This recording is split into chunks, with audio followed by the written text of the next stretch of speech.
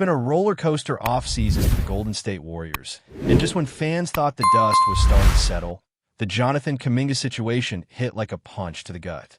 After weeks of speculation, reports, and whispers about contract negotiations, things are finally starting to come into focus, and not in a good way. What looked like a simple dispute over contract structure has now revealed something much deeper and potentially much more damaging. Jonathan Kuminga just doesn't want to be in Golden State anymore. This isn't just about money. It's not about player options or years on a deal. It's about fit, trust, and long-term vision. And when you're young, promising forward who's supposed to be a key part of your future core is openly hesitant to commit, even after a face-to-face meeting with team owner Joe Lacob. You know you've got a serious issue on your hands. According to reports, Lacob made a special trip to Miami this summer just to meet with Kuminga and talk through the situation. That's not something you do for just any player. That's what you do when you believe a guy is central to your team's direction. But what came out of that meeting? When Lacob asked, "Do you want to be here?" Kuminga responded with a deflection, "Do you want me here?" That's not the answer of a player eager to commit. That's a player sending a message. And now the Warriors are stuck. They're caught in that painful middle ground where a young talent doesn't fit with the current timeline, but also doesn't hold the trade value they hoped for. Kuminga, who at one point was hyped as the next breakout star in the Bay, is now leaning toward betting on himself. There was a 2-year, $75 million deal on the table, but he turned it down. Why? Because it's clear he's playing the long game. He's either waiting for a sign-and trade or ready to accept the qualifying offer just to walk next summer as an unrestricted free agent. This is dangerous territory for the Warriors. Let's not forget what happened with other players who did the same.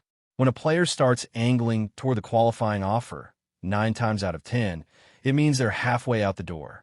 They're not just betting on themselves to earn more next summer. They're preparing to move on from a team they no longer believe in.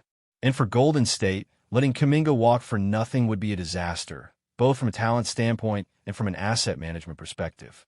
Looking around the league, there are a few teams rumored to be interested. The Sacramento Kings, Phoenix Suns, Miami Heat, and Chicago Bulls have all been linked to Kuminga at different points, but none of them have made a serious push yet. Miami, in particular, is an intriguing option. Pat Riley loves roster flexibility. The Heat are known for finding gems in unlikely places and building them up into contributors. Just look at what they did with Max Struss and Caleb Martin. So the idea of adding a young, athletic, high-upside forward like Kuminga fits their DNA. But the Heat aren't going to overpay. They'll want to send out minimal assets, maybe a protected first-round pick at best, and keep their cap space open for bigger swings down the line. The Atlanta Hawks are another team to keep an eye on. They're clearly in a win-now mode, trying to retool around Trae Young before his contract situation gets murky. Adding Kuminga could be the kind of move that signals to Young that the franchise is serious about competing. Imagine a lineup with Trae at the 1, Kuminga at the 3 or 4, and a stretch 5 like Kristaps Porzingis spacing the floor. That's a dynamic offensive unit with a mix of shooting, size, and slashing. The Hawks would likely need to give up some draft assets, maybe even bring in a third team to make the salaries work, but the fit is there. Chicago, meanwhile, is sitting on a lot of movable contracts and some interesting young players. If the Bulls are serious about entering a new era and finally reshaping their roster, a trade for Kuminga could be the spark. They could send out guys like Buddy Hield, Kevin Huerter, maybe even a player like Kobe White if the Warriors see him as a valuable piece. You pair that with 1 or 2 rotational players and maybe a lightly protected first-rounder, and it becomes a deal worth considering. But again, the Bulls are in no rush. They want cap flexibility, and they're unlikely to tie up long-term money unless they're convinced Kuminga is a star in the making. That's where things get tricky. Around the league, Kuminga's value isn't sky-high right now. He's shown flashes, but not the consistency.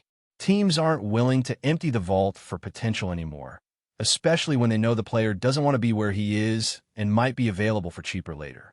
That's a big reason why the Warriors haven't found a deal yet.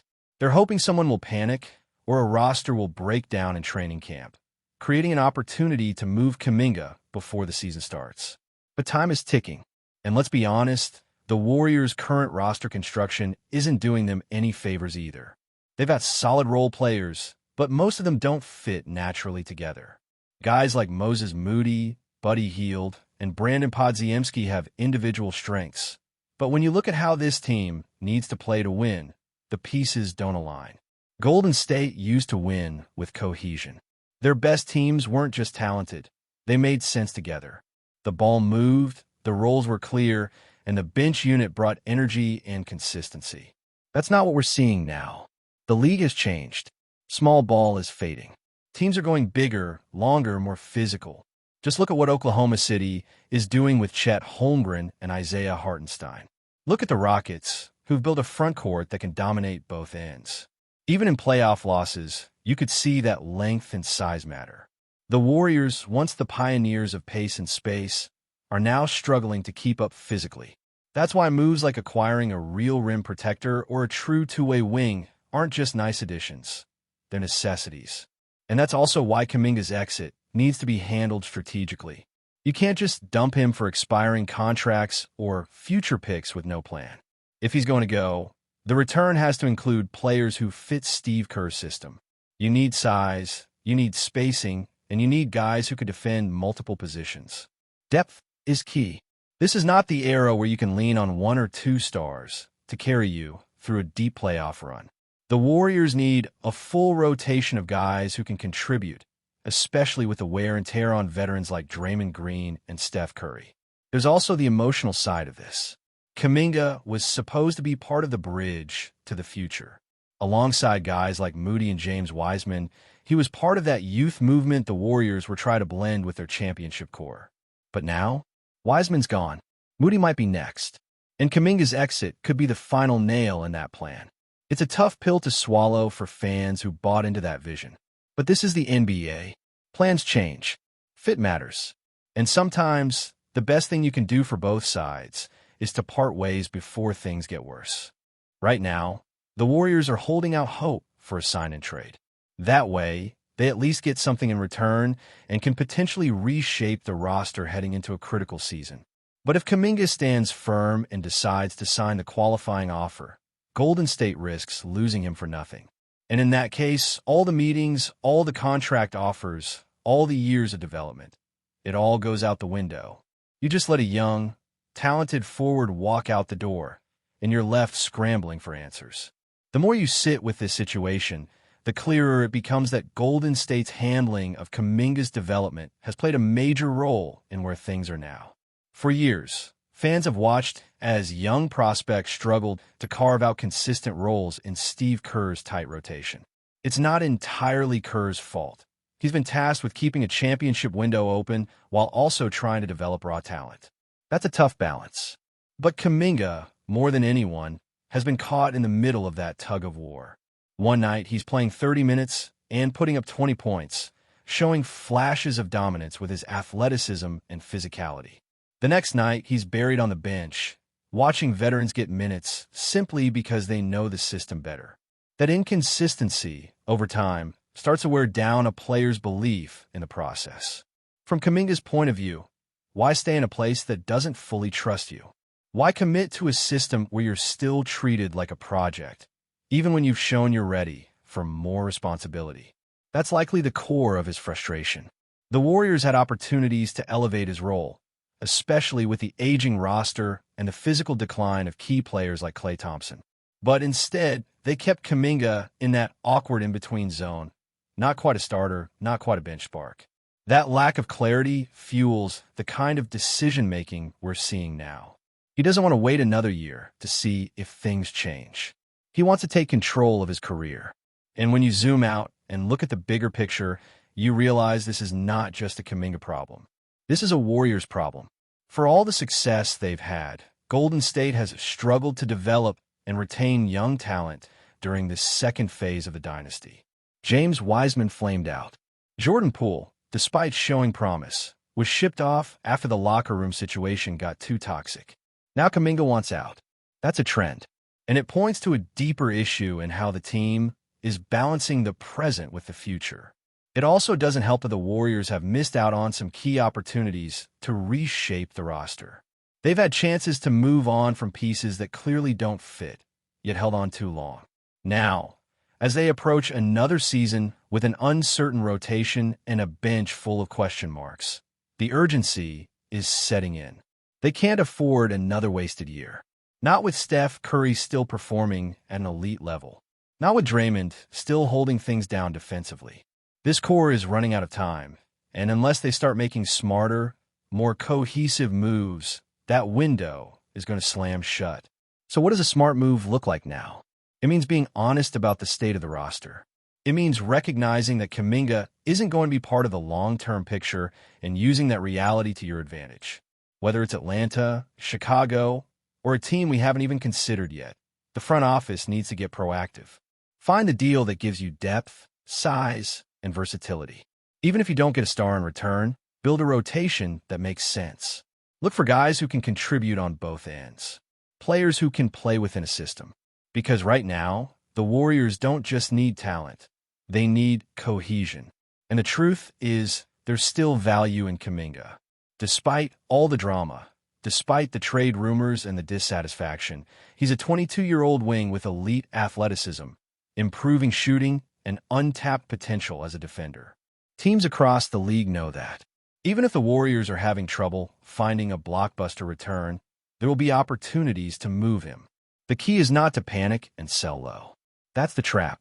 If you're going to lose Kuminga, do it in a way that strengthens your team now and protects you for the future. The Suns, for instance, might not seem like a natural trade partner at first glance, but if they're willing to get creative, say, involve a third team, they could offer the kind of package that adds real value.